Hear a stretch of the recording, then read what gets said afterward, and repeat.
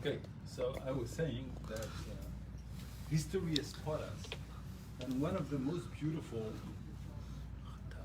parasha in the Torah, Parashat Kitah was probably one of the most beautiful, because when you read basically what we are doing here, we're coming to Hashem, we're saying thank you. Saying thank you in a very long tirade, and very long, many phrases that we tell Hashem, you know, Rabbi BarChichat, we started as very poor, as servants, we continued as servants, and until you freed us and gave us the Torah and eventually took us into Egypt, took a long time. And when we know, and this is something that we usually overlook, that, as I mentioned before, it was the origin of the first murder in mankind. Cain and Hevel were actually debating between themselves who is more worthy of being listened to by Hashem. And Hashem, as the Torah tells us in Parashat BarChichat, listens and accepted the offer of Hevel over the offer of Cain. Cain got so angry, he said, I have to kill my brother. And we know that. Jealous. They were jealous. Of jealousy. Now, what was the difference between Cain's prayer and offer to Hashem and Hevel? We say, the Torah says, "Vehevel hevi gamhu mi bechorot zono umechel behen."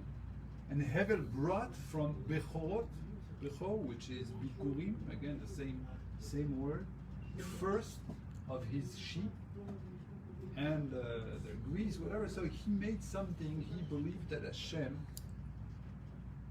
expects from you to bring you the first thing. I heard something beautiful yesterday.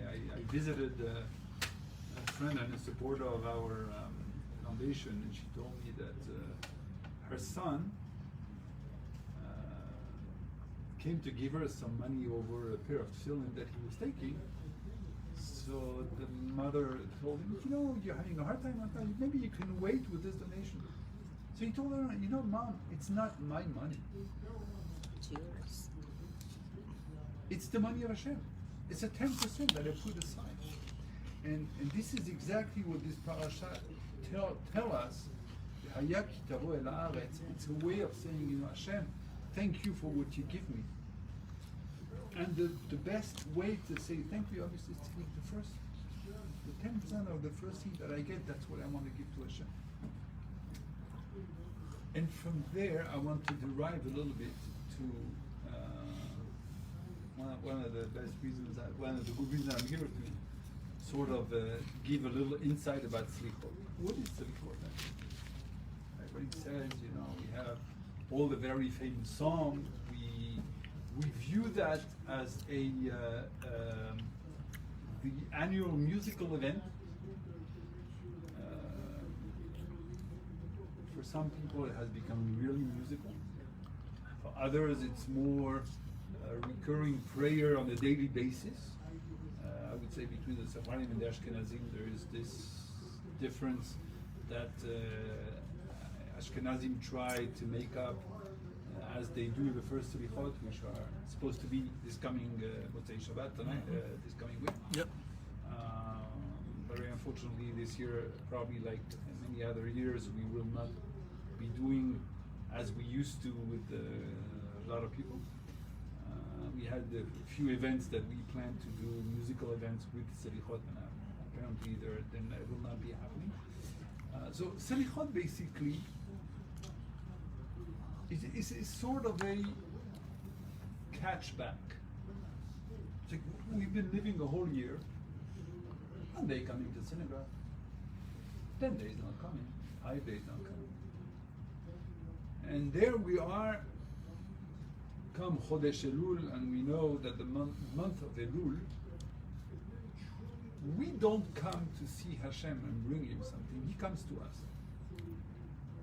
He comes to us, and if we take throughout the parashiot that we learned till now, I think one of the most beautiful thing that can describe the reason for us to think about saying slichot is when we have a pasuk, I think it's in Parashat Vayetchanan, when Moshe is talking to Am Yisrael. He says, I'm in my last month of my life, and I'm trying to give you as many guidelines as I can, as many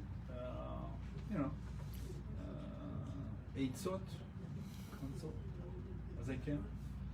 And one of them, he said, imagine, we are all very proud when we have a famous member in our family.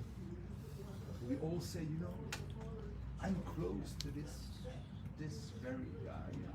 He's famous for X, Y, Z reasons. He can be a big rabbi, he can be a president, he can be anything. Wow, I'm close to him. Imagine Moshe Rabbeinu, what does he say to Am Yisrael? Umi goy gadol, asher lo Elohim kovim elav, kashem Elokenu b'chol korenu elav. Imagine that you are a big nation, that Hashem prides himself that he's close to you. Imagine. So I pride myself that my name, BarChichat, is a very famous name. In the 14th century, 15th century, there was a very big rabbi that is being brought in all the things. His name was BarChichat. As a matter of fact, I had his book. So you would open his book, you had on the first page, big BarChichat letters in Hebrew. When I was in yeshiva, I put my stamp on the book, and then everybody used to do like this. That's your family? I was, yes. Yeah.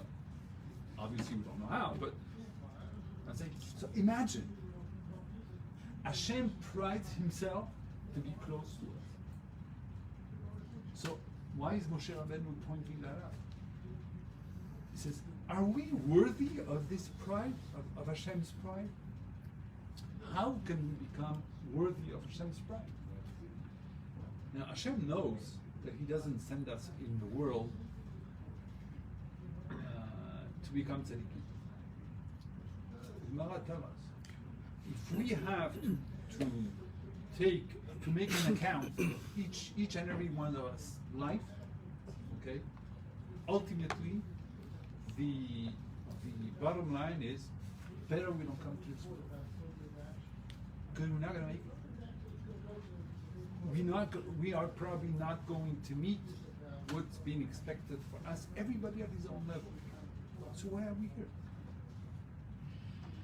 So the Gemara answers, tell us, now that we are in this world, we should try to do as much Torah, study as much Torah as we can, because we know this is what is supposed to help us overcome all our bad inclinations and everything. So now, today, we are just very close, 2 weeks, 10 days.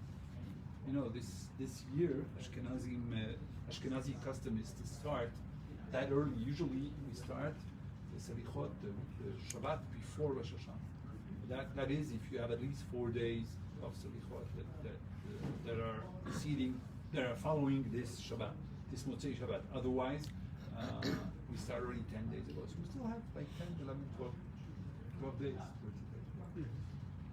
ahead of us. And it's important to note that Slichot, rather than as the composers of the Slichot, mostly Ezra Sofer and the Gaonim. The Gaonim, yeah.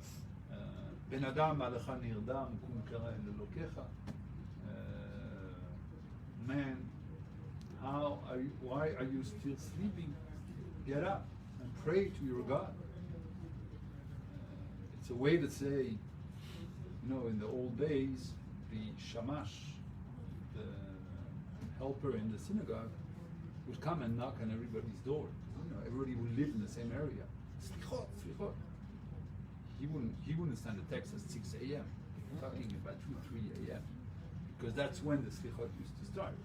They wanted to be ready already, that when the sun rises, they're already at the Amidah, part of the prayer. So that's how it was doing. So basically, slichot is a way for us to to catch up a little bit on what we've missed over the last 11 months, 11 and a half months. And try to say, okay, Hashem, I know that you're here. I know that you came to see us. I know how proud you are to be close to us, because we're supposed to be Am Segula, the chosen people, and not chosen because we have a better car, but we have a role. We have a role, and it's a very important role. We're not asked to play it completely because we can, as the Gemara already mentioned. We ask at least try. And when we try, we know we can get this something. Remember, on next Monday night, Tuesday, not next, the following one, it's court date, a court date. And the best date for us to pray throughout the 48 hours of Rosh Hashanah, as all the Mepharshim said, is the second day. The second day is the day of Rachamim. When you're in court, you just hear the judge say, court is in session. You get up and you stand and you listen. And then you get the second day, because then you can defend yourself, and you can bring your defense, the best defense that you can bring. Yes, Hashem, I tried to do something. Even if I only tried the last week, something I tried. I tried to recall what I have done wrong, and I'm not trying to get myself down saying, spent the whole year not doing anything. I'm not going to do anything in 1 week. In 1 minute, you can change a whole life. And that's again, Chazal that tell us that Yesh Adam Koneh Odamo B'Sha'ah Echad. There are people who can get their Olam Haba in 1 hour, in 1 minute. This is obviously not what we try to look forward to. If we can put some more efforts during this time, and musically speaking, I would say that the neshama, or soul, gets an elevation when you add the musical part to it. Most of the compositions that were made throughout the various minhagim are very much, composition that try to elevate yourself, to elevate your prayer, and not making just regular reading. All the words are really being chosen, and we're going to try to give a few samples in a few minutes. And I would say that the main thing that we need to take from the slichot is that, again, is something that within us we try to look for something, and each of us know to better ourselves. And as we say, we don't take 10 steps up in the ladder. We do the same thing when we try to bring something forward to Hashem for Rosh Hashanah and Kippur. Take, for example, a promise. I'm going to try to do this. It's something I know that I can do better. I know, I feel I want to do that, and something I can hold with. And every time I will take this extra step, Hashem will help me to get another couple of steps, because that's where I will need His help. And that's His promise, that whatever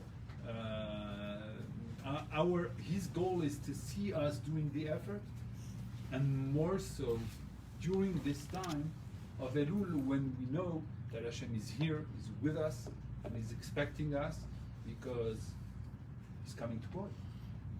So are we on the first day of Rosh Hashanah. So let's try, all of us come to court ready, even if it's only at 1 or 2% more than what we were just before Rosh Hashanah. That's already something good. Shana Tova to everyone. Shana Tova, Shkoach. Now we hear some songs, a beautiful melody of Selichot, Be'ezat Hashem, whatever you choose to. Rabbi BarChichat, thank you so much. By the way, he goes all over the world as a cantor. He's going to Mexico City tomorrow for the high holidays. Be'ezat Hashem, Nesiat Tova. Please. So, I'm going to start. Okay, not everyone has the text. It's a well-known slicha that we usually start with, and I said a few words of it, on page 26 if you want to see. I'm going to start with that, and I will try to also give you an Ashkenazi too.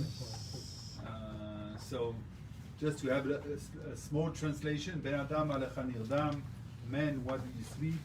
Kum kara betachaniim, arise, call out with a supplication. Shefoch sicha derosh shelicha me'adon adonim. Try to pour your prayer and seek absolution from the Master of Masters. Rechatz utehar ve'al te'achar, watch and cleanse. Do not delay before the days are gone. Beterem yamim ponim, because as we say, each and every day right now, we are the countdown has started to the end of the year. Page 26.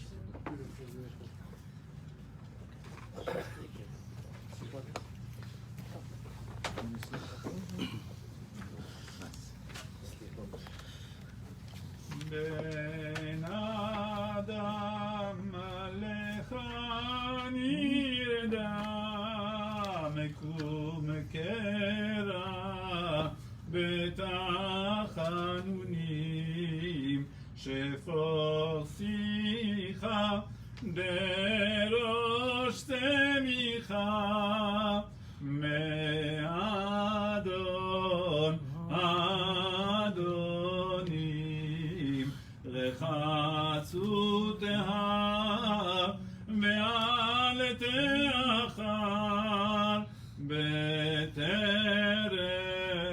yamim ponim, umehera rutz lezera, lifnei shochen me'onim, umipesha vegam resha, berach ufchar me'asonim, anashe shimecha yodeh, Yisrael nemanim,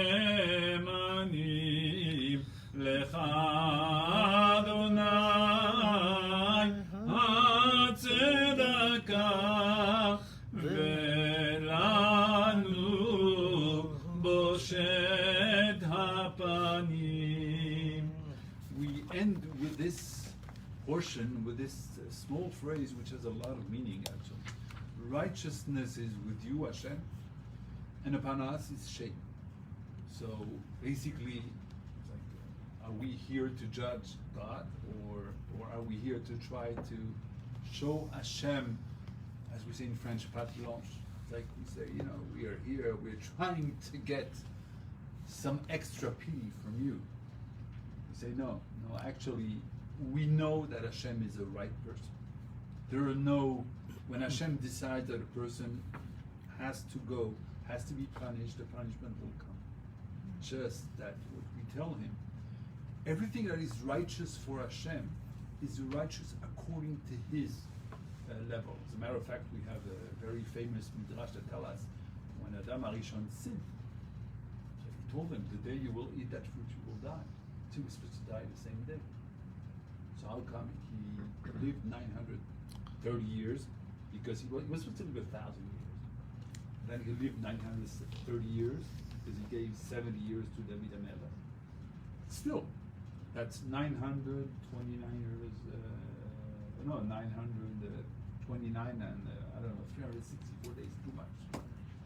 So the Chazal explain us that Hashem's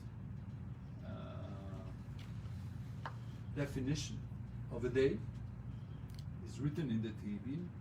Kiyom be'necha kiyom etmol, says Elef shanim be'necha. 10 years to your eyes is like one day to you. So Hashem basically used this allegory that we don't understand the depth of it to say, I will let you live 1,000 years because that's exactly the day that I promise you that you will die. You still have 1,000 years in front of you. And as we said before, every minute that we live count, because this is a minute where we're not static, and we can grow and eventually outgrow ourselves. And this is what the meaning of Lecha Adonai Atzelata Olanu Boshet Hapanim. We are very shameful, and we hope that with your righteousness you will find something within your framework and within your rules, which are so far from us, to continue and give us the Shana Tova. Let's skip, and after the second song, I will try to sing something Ashkenaz, even though we don't have it here. Well, actually, we might. Let me see. Okay, so let's skip to what's. Can I ask you a question? Yeah. The melody or the trup. It's not obviously the trup's not here, so you know this song. Are there many trups for this? Those are very, very known songs. Okay. Songs that have been sung probably by our great grandfathers in the old days. They vary somehow between the different Oriental, More Sephardic Sephardic. countries. Yeah. A little bit different, but basically, it's. I always compare them to the various melodies that were composed by the Hasidic groups. So you have the Majid, were the most famous in the Hasidic compositions, and then you have also the Gur, which are less famous, but nevertheless they have many more nigunim than even the Majids are. I met one of the grandson of one of their main composer. His name was Yaakov Talmud for the Gur. He told me that his grandfather had written over 70 books of notes, everything, magic, and everything. I know a few that he taught me, and he was going to give me a copy of one of the books. So this song could have multiple melodies, or just Absolutely. one? No, it's the basic, the melody, that the intonation sometimes change, but it usually stays the same, because everybody kind of, continued singing it. When everybody came to Israel, Moroccan and their side, Syrian, Iraqis and everything, they realized that the melody was similar. It was more minor for the Moroccans, maybe more major for the Iraqis, and they try to gather together and make it sort of a mishmash that was. What's nice melody really is, right? Yeah. Now let's turn to.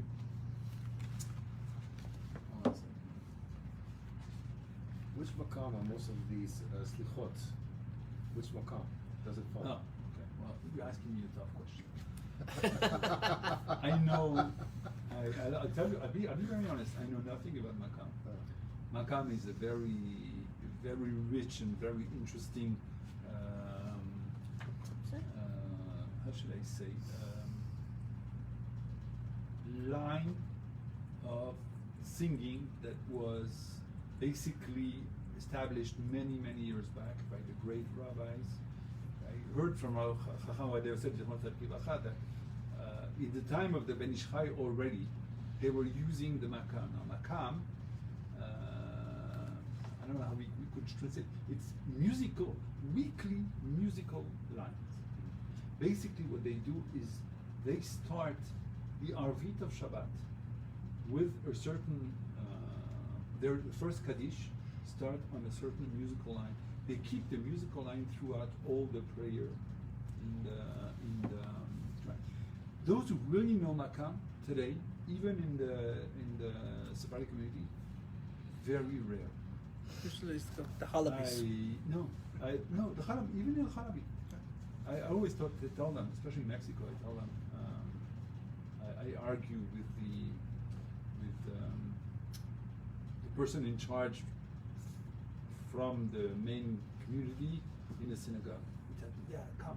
You're going to hear a beautiful Arvit Shabbat for Parashat next week on Nitzavim." Yeah, I tell him, you're going to hear 30% Ashkenazi, 20% Moroccan, and the rest Israeli. No. You want to make a bet. So makam is very difficult.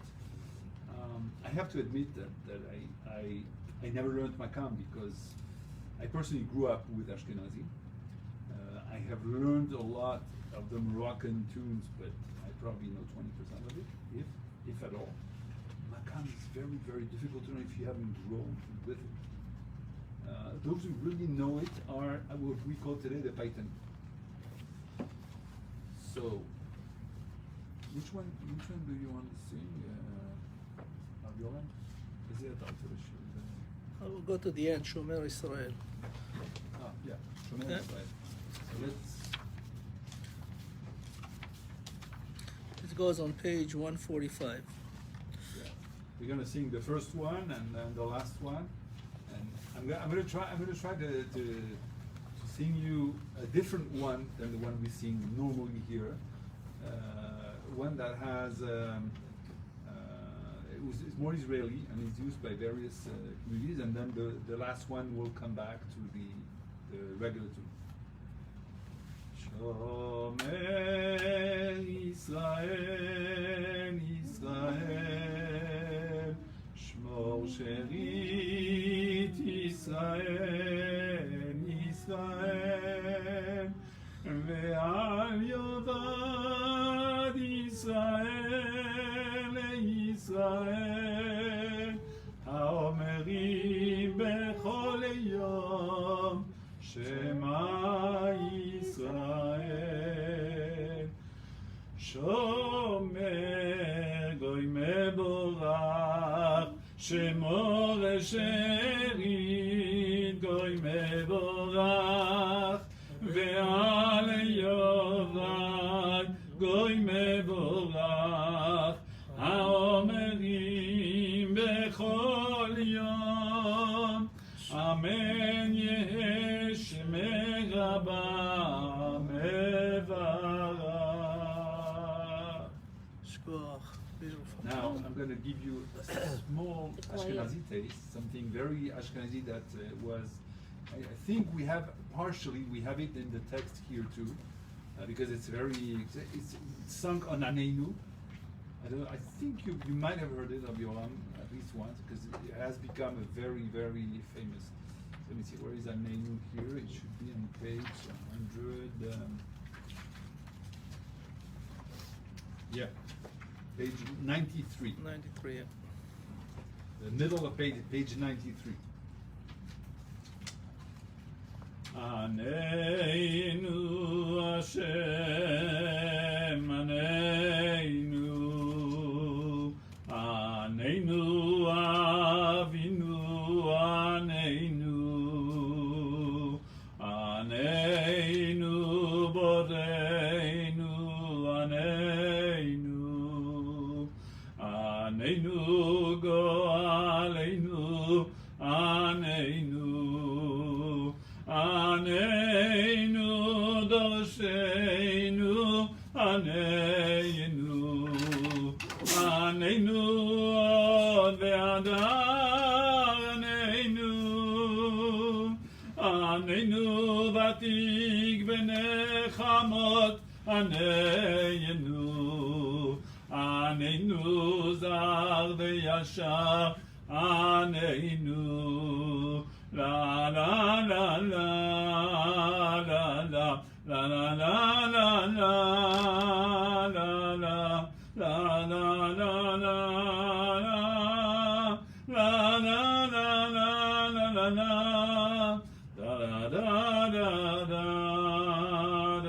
la Aneinu chai v'kayam, Aneinu, Aneinu teor enayim, Aneinu, Aneinu yoshev shamayim, Aneinu, Aneinu kabir koach, Aneinu, Aneinu loed chafetz beresha, Aneinu, Aneinu melech malechei amelachim, Aneinu.